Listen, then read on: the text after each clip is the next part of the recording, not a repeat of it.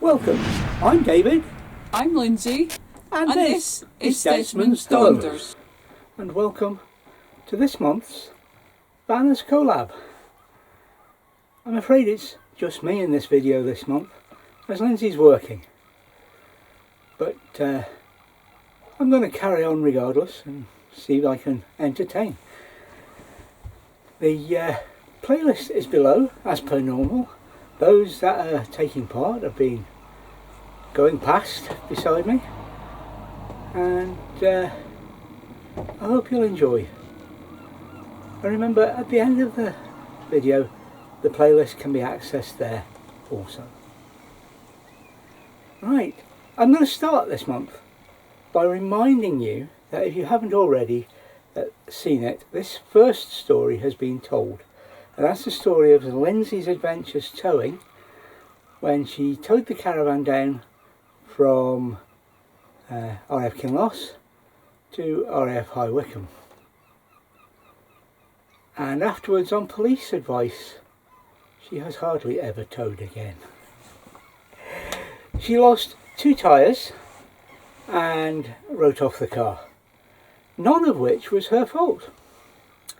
The tyres had been checked prior to going down. They had plenty of tread, they weren't worn on the insides, and they were within date.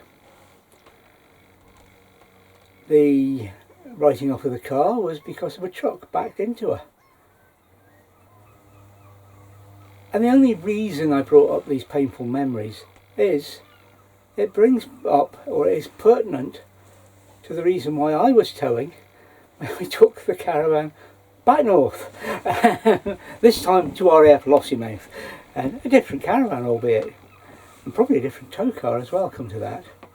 Anyway, first story, first surprise that happened to me was an incident while I was solo towing back, and nothing like Lindsay had had on the way up. I stopped on the motorway for fuel.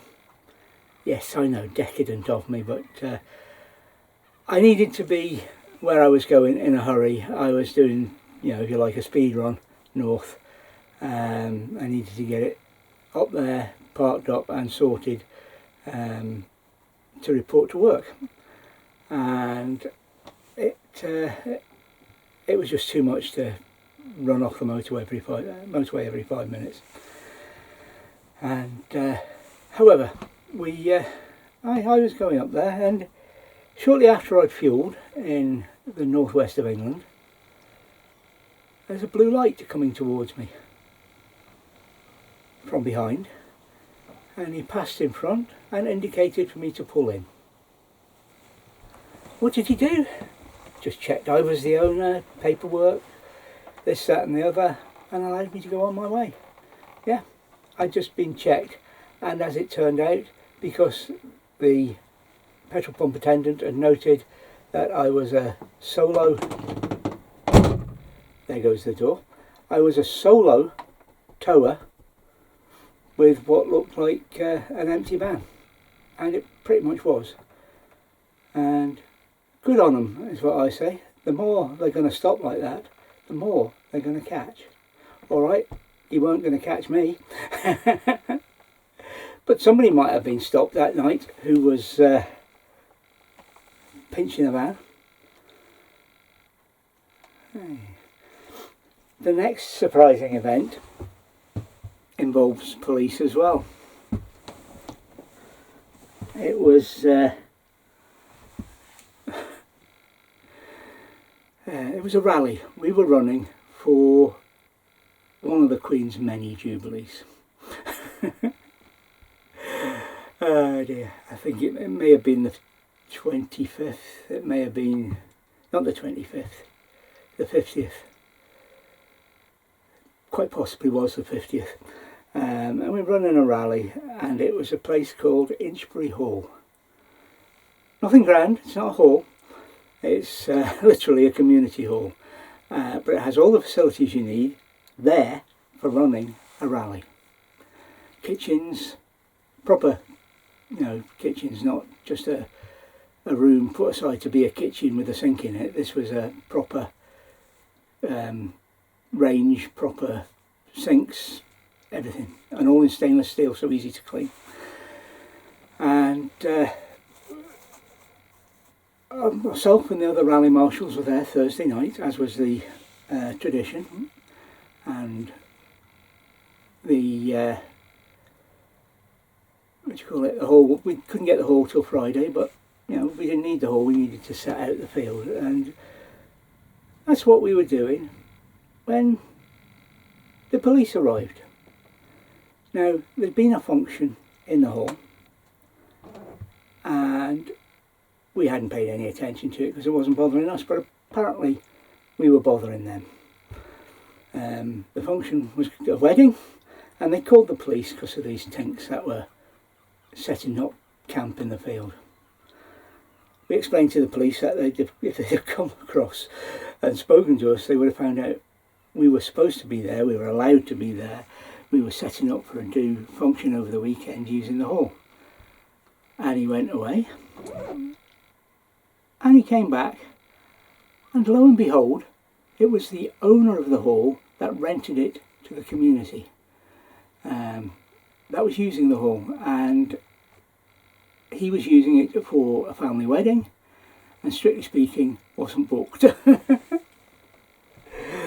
So yeah, we had two events, shall we say, and both of them were involving the police, and both of them in a way were a good thing, although I don't think the police should be doing their lordship's bidding. Yeah, perhaps his lordship should have checked the booking register before booking his hall or using his hall. Okay, another event. Kathy's Drive. We moved forward a few years now and we're in Desmond. Kathy's my brother's partner, and we were down visiting, and we were going to park on their driveway stroke parking slot at the weekend when we were down there, and we parked there and walked round to where the house was, and we'd been there for a while, and I said to Lindsay, I need such and such so we can sort XYZ out. I'll just go out the van and get it. Anyway, Lindsay turned out to go and get it, and when she came back, lo and behold, somebody had been at the van and put a sign on it basically saying, "You can't park that here." And Neil just took one look at it and said, "I can guess who that is," and wrote, "Oh yes, I can, any problems come and see me." Put it under his back under the windscreen wiper. Yeah, and he'd we thought no more about it really, except Lindsay and I decided we weren't going to park overnight and we'd move elsewhere, just in case somebody came back with a drink or two in them and decided to cause trouble later on. But we had a nice day. We went out and we had a nice evening meal, and then we drove a couple of hours up and found a nice park up. A park up which we've used a couple of times since then and wouldn't have done if we couldn't. This also tied in with the thing, and it became "You Can't Park That" day, July the 16th. Sorry, June the 16th. It's on the calendar, and the thing behind that is we were told 3 times that we couldn't park where we were parked, even though we quite patently were.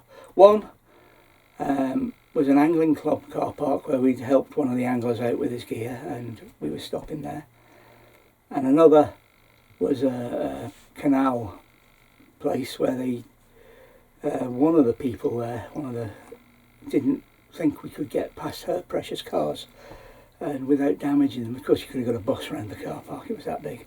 And the irony of that one was she was blocking us in when we left the car park. Yes. But the most surprising thing that's ever happened while we were driving along, we were leaving the National Rally at Dumfries, and I'd been there, I think I was vice chairman then, and we towed, it's a very, very bumpy field, and we hitched up in the final morning, and we had the long tow north to go, and we pulled slowly off the field, and we got to the gate and pulled off and out through the gate, and then I stopped and reversed back, and Lindsay said, "Why are you reversing back? Can't see any cars or anything." I said, "I'm just going back to get the van." As we bumped across the field towards the gate, it had popped off, and it was only the bang of the emergency cable that enlightened me to the fact that it was going and gone. So we had to hitch it up without a cable, and we went into Dumfries to replace the cable, and couldn't get an actual cable, so it was jury rigged to get us up the road, which it duly did. But that was a surprise for me, and an even bigger surprise for Lindsay, who didn't even hear it going. And I'm being watched by a couple of sparrows on what we call the sparrow bush here. It's literally full of them, but two of them are wondering what I'm up to, and what I'm up to is closing up this video from the Vanners collab, and I'll play the people that are going through again or taking part again, and when they're done you'll see the end screens, and in the end screens or down below is the playlist or individual channels. Thank you for watching. Thank you for watching Desmond's Donders, and remember, please take nothing but memories and leave nothing but tracks.